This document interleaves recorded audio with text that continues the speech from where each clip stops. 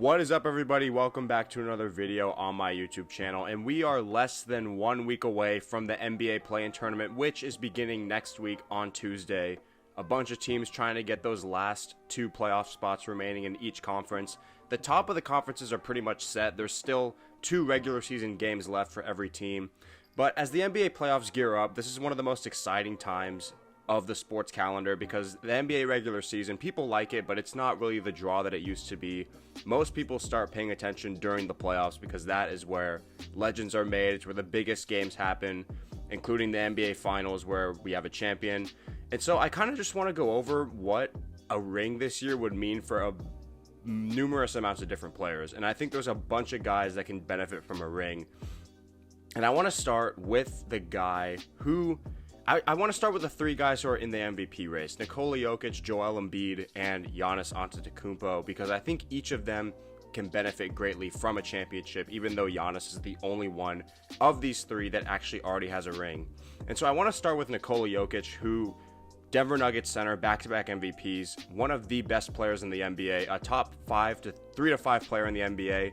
Most people will argue that he is the best player in the NBA. I won't go that far, but he is a great player who's won back-to-back MVPs. He is probably the greatest passing big man we have ever seen. And we've seen the Denver Nuggets have multiple good regular seasons. Their run kind of started in that 2018-19 season when they were, I believe, the number 2 or 3 seed in the Western Conference. And they went out in the second round. They lost to the Portland Trailblazers in 7 games. That was a great Game 7. But that was when the Denver Nuggets sort of established themselves as a team that was looking to be a contender, and they knew Nikola Jokic and Jamal Murray were only going to get better as a duo. And then they draft Michael Porter Jr., and then the next year in the bubble, they go to the conference finals. They beat the Clippers in Game 7 in the bubble. They upset the Clippers, who were many people's favorite to win the championship in 2020. It's one of the biggest playoff upsets in recent memory because nobody even gave Denver a chance to win that series. And then they go in the bubble, upset the Clippers.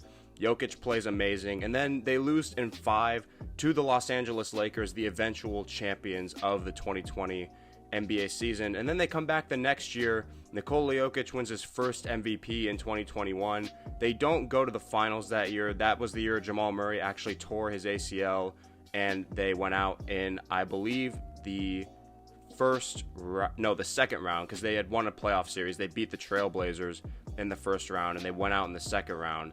But Nikola Jokic did win MVP. The Bucks won the championship that year. But then the next year rolls around. The Nuggets are a 6th seed. They don't have Jamal Murray. They don't have Michael Porter Jr. Jokic wins another MVP. The Nuggets get bounced in the first round. And so Jokic is sort of established as this player who's won back-to-back MVPs, but he hasn't really done anything in the playoffs. And so that was sort of the whole narrative around Jokic this year, because people were like, he's a great player, but he's a regular season player. He hasn't done anything in the playoffs outside of the bubble. And so him winning a championship this year would do so much for his legacy. If he wins a championship, he will get talked about as the best player in the league, the best center that we've seen since Shaquille O'Neal, and he'll be up there in the all-time rankings when it comes to these players, a solidified top 30 to 25 player of all time. And so that's what I think a ring can do for Jokic's legacy. It boosts it a lot. In sports, championships are the deciding factor for pretty much everything. It may be fair or unfair, but the all-time great players are judged on how many championships they win. And so the next player I want to talk about is Joel Embiid, who is probably going to be the MVP after he dropped 52 points on the Celtics the other day on Tuesday. I think that locked up his first MVP. And for Embiid, it's been a little different because obviously there was the process thing, but the Sixers have not been to the conference finals since 2001. Joel Embiid has not won more than 2 playoff series in one single season. And there's a bunch of different factors for that. Obviously injuries, Ben Simmons, coaching, a lot of different things. But now he has James Harden, and people are saying that he should be the MVP this year. And to me, there's really no excuse as to why they should not at least get to the conference finals this year. Yes, they will probably have to play the Boston Celtics in the second round, a team that they have not matched up well against. But I don't think that's an excuse to say, oh, if Joel Embiid doesn't at least get to the conference finals, then we give him a pass. We can't keep giving him passes. He's a great player. He's going to be an MVP. And when you win MVPs, there's expectations that come with that. But if he were to get to the final, let's say they break through, get to the finals, win a championship, Joel Embiid enters that class of, he's already one of the most dominant big men we've seen, but a championship solidifies him as being a center, the best player on a championship team being a center, because we haven't really seen that throughout NBA history. Yes, Kareem was one of the greatest players of all time, but he did have Magic Johnson on his team, who's also a top 5 player of all time. Shaquille O'Neal obviously won championships with Kobe Bryant and Dwayne Wade. The only guy that we've seen was Hakeem Olajuwon, who won those 2 championships in the 90s. Didn't really have any all-timers on his team. No other top 10 to 15 players that he played with. But Joel Embiid does have James Harden on his team, who is historically probably a top... No, not probably. He is one of the 30-ish greatest players that we've seen. And so I think a championship would do wonders for Joel Embiid's legacy, just because he'd be the clear-cut best player on a championship team as a center. And that's not something that we've seen throughout NBA history. And so the next guy that I want to talk about is, of course, Giannis, who has already won a championship, also has 2 MVPs, a Defensive Player of the Year, Finals MVP, Most Improved Player. He's basically won every award that you can win as an NBA player.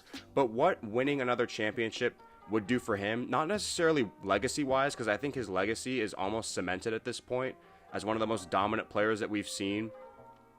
He backed up his 2 MVPs during their 2021 championship run, and I think what a ring would do for him is solidify that run, because a lot of people like to bring up the Bucks 2021 championship and associate luck and injuries with it. They played a Miami Heat team in the first round that was, I guess you could say, COVID riddled a little bit. They were recovering from the bubble, I guess. That's an excuse people like to use. And then in the Nets, everyone likes to bring up that KD and Kyrie were not, or excuse me, James Harden and Kyrie Irving were not healthy. James Harden got injured in Game 1. Kyrie got injured in Game 4. And the Nets, I guess, supposedly would have beaten the Bucks in Game 7 had KD's foot been just behind the line. And they went to overtime, and the Bucks scraped it out. They beat the Hawks when Trae Young got injured mid-series, and then they beat a healthy Phoenix team in the finals fair and square. But I think what a second championship would do for Giannis is put him in that class of maybe he's a top 10 to 12 player of all time, because he got drafted by the Bucks. They had the worst record in the league his first year on the team. Homegrown player. They've put the right pieces around him, and really he hasn't won with a second superstar. Yes, Drew Holiday and Chris Middleton at their best are, I would say, star players in this league, but they're not all-time great second option Robin players like Kobe Bryant, even like LeBron James has Kyrie Irving, Anthony Davis, James Harden. They're not at that level when they're at their best versus when those guys are at their best, because those second options that we've seen are in another tier of players. But Giannis winning 2 championships in Milwaukee with guys that are not considered superstars, it does a lot for his legacy.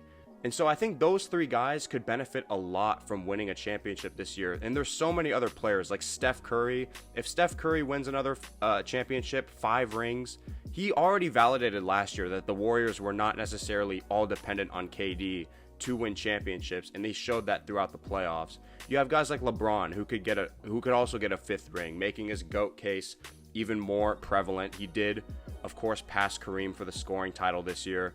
A bunch of other guys. Kevin Durant, he got traded to Phoenix. He's looking to validate himself as a guy who can be the number one bona fide, not number one, but the leader of the championship team, the clear-cut leader of a championship team. When we look back at this Phoenix Suns team, KD wants people to say Kevin Durant's Phoenix Suns won the 2023 NBA title, not Kevin Durant and Steph Curry's Warriors or just Steph Curry's Warriors, because that is the reason, I don't care what anyone says, why he even left Golden State in the first place, because he wanted validation as being the clear-cut leader of a championship team. And so those are just some of the players. There's a bunch of players that I think could benefit from winning a ring this year, whether it be their very first championship or adding on to a ring or 2 or 3 that they may already have. And so as the NBA playoffs get ready to get started, let me know what you guys think about the play-in tournament coming up. Who do you guys have getting the 7th and 8th spots in the Western Conference? Who are some sleepers going into the playoffs? The top 5 in the East is pretty much locked up. Same with the West. Who do you have going to the finals? Who do you have sort of making a name for themselves in these NBA playoffs? And that is all I have for this video. Just a quick little NBA discussion. I appreciate you guys tuning into this video. Make sure to like, comment, subscribe, and share the video, and make sure to find all my content linked in the description.